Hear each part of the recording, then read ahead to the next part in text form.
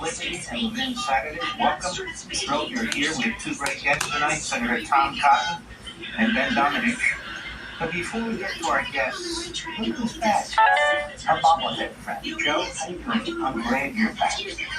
I've got a lot to say. George Stephanopoulos was an ABC News journalist. Before that, he headed the war room for the Clinton presidency, where his job in part was to smear women. He came forward and challenged Bill Clinton and exposed Bill Clinton exposing himself to them. But I got to think, very interesting, he's telling CNN, telling them, during the debate, your first big question should be, who won the 2020 election? I have a better question, George. Who won the 2000 election? Me, Mark. Well, I do my research. Here's a piece from USA Today. In some ways, the dispute of the 2000 presidential election will never end. Witness Vice President Biden's comments Wednesday about predecessor Al Gore. Quote, this man was elected president of the United States of America. Biden said at a fundraiser that Gore also attended. No. He was elected president of the United States of America, but for the good of the nation, when the bad decision, in my view, was made, he did the right thing for the nation. So we have an election denier. His name is Joe Biden. So George Stephanopoulos, there's not a lot of this on the internet, but it didn't take me long to find this. No, all the media heads out there who keep asking Republicans, are you going to accept the 2024 election? Now they can ask about the 2000 election. And now, by the way, he wasn't the only one. Jimmy Carter, Hillary Clinton, a laundry list, a conga line of Democrats have said exactly the same thing. And we all know that to be the case. But I got to think, one of the things missing from this election is character. And the media wants you to believe the problem with character goes to Trump. I'm going to prove to you, no. The character issue is a problem with Joe Biden. Don't buy the media spin and the static. We know who they are. We know what they're up to. We know they're no damn good. And I'll prove it to you again. During the presidential debate, the second presidential debate right before the election, the last election, this issue came up of the Hunter Biden laptop. And they want to remind you exactly what took place. And there's so much more I want to talk about after you watch this. You know who I am. You know who he is. You know his character. You know my character. You know our reputations for honor and telling the truth. I am anxious to have this race. I am anxious to see this take place. I am the character of the country is on the ballot. Our character is on the ballot. Look at this close. Let me have one follow-up. Please respond, and then we're going to have That's true about Russia, Ukraine, China, other countries, Iraq. If this is true, then he's a corrupt politician. So don't give me the stuff about how you're this innocent baby. No, they're calling you a corrupt politician. Nobody. President Trump, I want to stay on the issue of race. We're talking about the issue. From him. President Trump, Nobody. we're talking about race right now, and I do want to stay on the issue of race. President Trump, I you have to notice, respond to that. please. There are 50 former national intelligence who said that what he's accusing me of is a Russian plan. They have said that has all the five former heads of the CIA, both parties, say what he's saying is a bunch of garbage. Nobody believes it except his and his good friend Rudy Giuliani. You mean the laptop is now another Russia hoax? That's exactly what. This That's exactly what. This is where he's going. The laptop is Russia. Gentlemen, I want to stay on the issue of race. You have to be kidding. Here we go again with Russia. Here we go again with Russia. We all know the 51 who signed that letter letter was prepared Why are we calling you brother-in-law? by and for the Biden campaign at the direction of Anthony Blinken. Blinken, the letter was a farce. Sullivan, the National Security Advisor, knew the letter was a farce. Joe Biden knew the letter was a farce. His campaign created it, Okay, I'm he done. pushed it out into the media, Politico, the Washington Post, all the rest of the media. When he stood there and lied, he lied to the American people.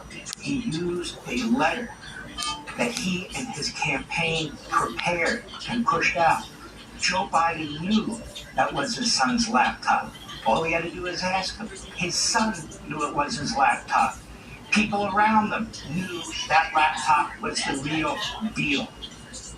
And they lied to the American people to influence the election. Now, as a footnote, that means that Joe Biden committed multiple felonies. But that for another day. I touched on it the other week. Multiple felonies. Now, we've only got precedent in that fabulous Star Chamber in Manhattan, where all the grifter, ambulance-chasing lawyers, the slip-and-fall lawyers, former federal prosecutors, I suppose, at CNN and MSNBC are applauding Little Weissman as a man love for the judge. Well, that's the precedent that stands now, and that precedent is that when Joe Biden leaves office, he could be subjected to multiple felonies. There it is on TV. He interfered with the election. Well, let's talk about character, and I'm talking to you. 115, you always got the best blood sugar. Joe Biden is a psychopath liar. Liar. Biden says he was arrested during civil rights era. This is in May. President Joe Biden has a track record of spinning tall tales about his past, including some of the PolitiFact has rated false or pants on fire. In April 26 interview on the Howard Stern show, Biden told the talk radio star he got arrested decades ago while protesting in defense of civil rights. In January 2022, while speaking at an Atlanta campus shared by two historically black colleges, Biden invoked civil rights battles and said, "It seems like yesterday, the first time I got arrested." When we asked the White House in 2022 to clarify what arrest he was referring to, Biden team pointed us to excerpts from 3 speeches Biden had given involving the 1950s incidents in Delaware, in which people gathered to protest to sell the home to a black couple. Police were called to the home as hundreds of people protested outside. There were a few arrests, but there is no record of Biden being arrested. We rate this as false. At the First African Methodist Episcopal Church in North Las Vegas, on February 16, 2020, Biden again used the word arrested. The Washington Post fact-checker found that Biden said his mother said, "Joey, remember when they desegregated the neighborhood called Linfield? You were 13. I told you not to go there. All those people were protesting. You got arrested standing on the porch with the black family." That is a flat-out lie that he tells over and over again. Here we have 8 times Joe Biden made exaggerated or false claims about himself and his family. His elder son's death in Iraq. Joe Biden died due to brain cancer, tragically, in 2015. Circumstances of his uncle's death during World War II. Joe Biden claimed cannibals ate his uncle during World War II, which is, may I say, a bunch of baloney. Number 3, being shot in Iraq. Joe Biden was not shot at while in Iraq, despite his claims. Number 4, being at Ground Zero the day after 9/11. Joe Biden never stood at Ground Zero after the 9/11 attack on the Twin Towers. Number 5, Joe Biden claimed the helicopter he was in was forced down near Osama bin Laden lair in Afghanistan. It's a false statement. False statement. In 2008, Biden made that statement. He was traveling and was forced down in Afghanistan near the lair, he said. According to the Washington Examiner reporter, Alana Goodman, the incident was not as the president claimed. Instead, it was waiting to end a sandstorm. Number 6, exaggerated a house fire. Joe Biden falsely claimed the 2004 fire at his Delaware home almost killed Joe Biden. Number 7, took part in civil rights marches. He never took part in civil rights marches. Number 8, he's coming from a family of coal miners. Joe Biden plagiarized British politician Neil Kinnock's words during his 1987 presidential bid, which brings me to that point. Joe Biden isn't lying now just because he's mentally ill, just because of his mental condition today. He's been lying his entire life. So often, so many ways, I can't even keep track of it. I've just begun. Take a look at this video. President Biden admitted today that he committed plagiarism when he was in law school. He said it was a mistake, but that it was unintentional. He quoted 5 pages of someone else's work without proper citation. I've done some dumb things, and I'll do dumb things again. He was given an F. Ladies and gentlemen, I've been dumb. To the political community in Washington, it all seems of a piece. Plagiarism at law school, plagiarism on the stop. The great communicator. Strike that. The great imitator. You don't steal verbatim, or when you do, as you did 99% of the time, you give credit. Biden's critics say he sells himself as a man whose words and visions can inspire a new generation in politics. but it's a farce. Phrases and visions really belong to others. It's a form of false advertising. Senator Joseph Biden may have more explaining to do. The new question stems from tapes and remarks of Biden during an April campaign appearance in New Hampshire.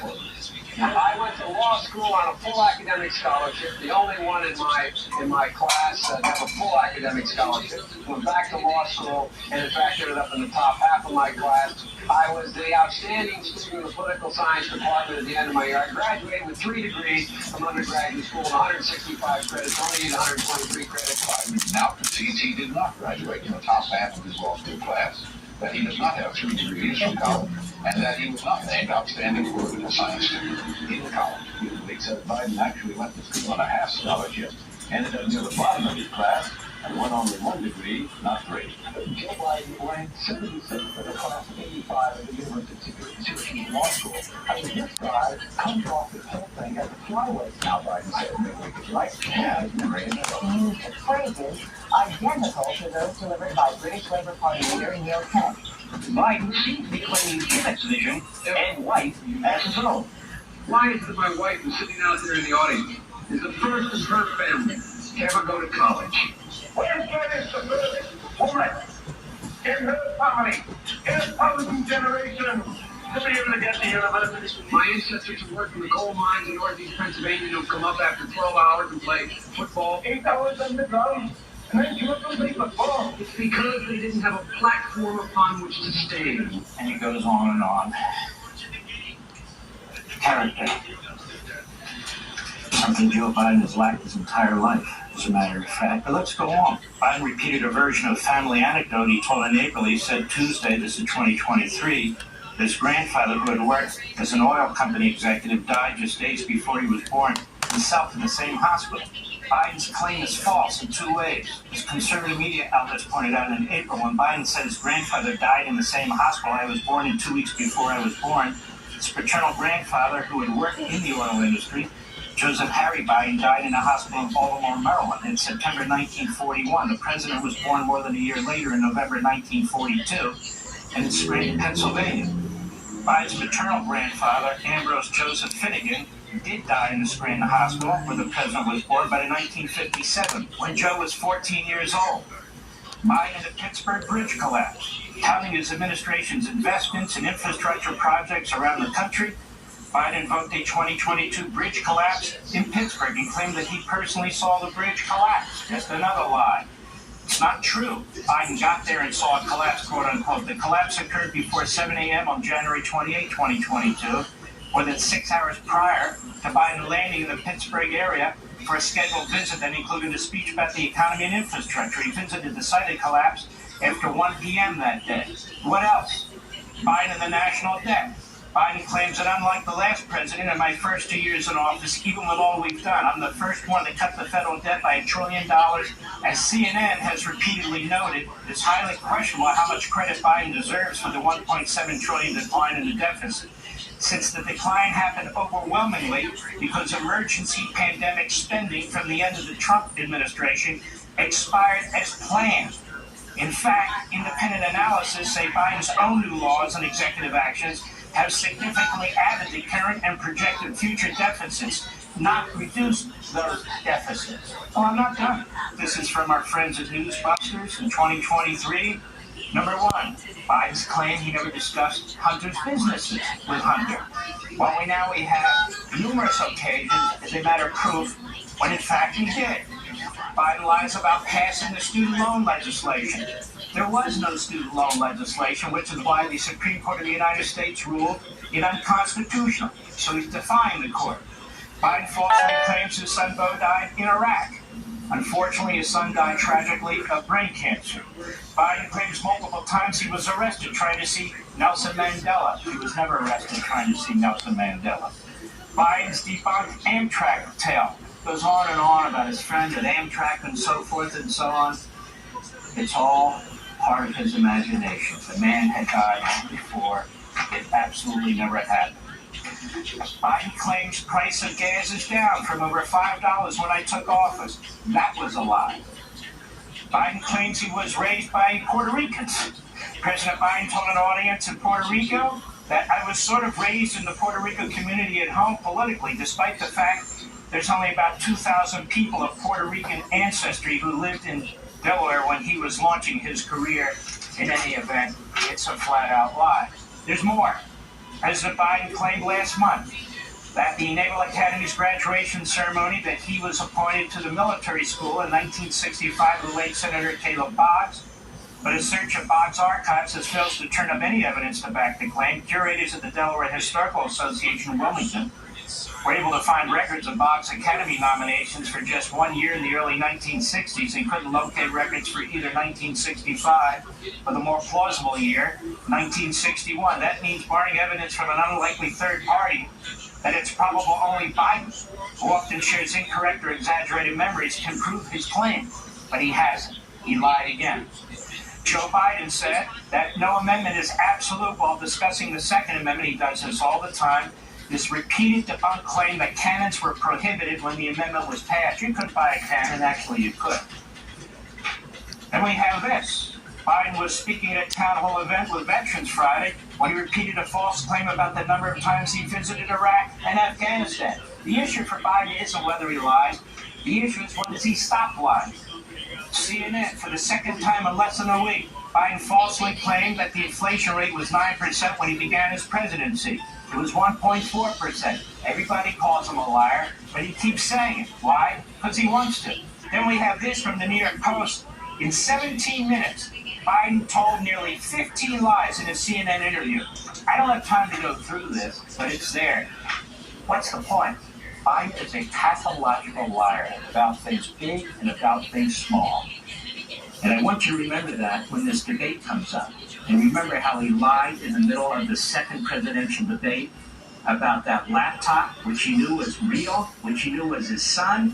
He cites a letter which he and his campaign planted with the media.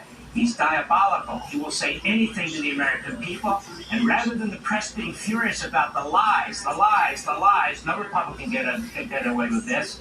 Rather than being offended at what he did during that presidential debate, they circle their wagons like the Praetorian Guard in their protection. Joe, you got real problems. Not just losing your mind, even when you had half of a mind. You were a liar, and he still is. And I'll be right back.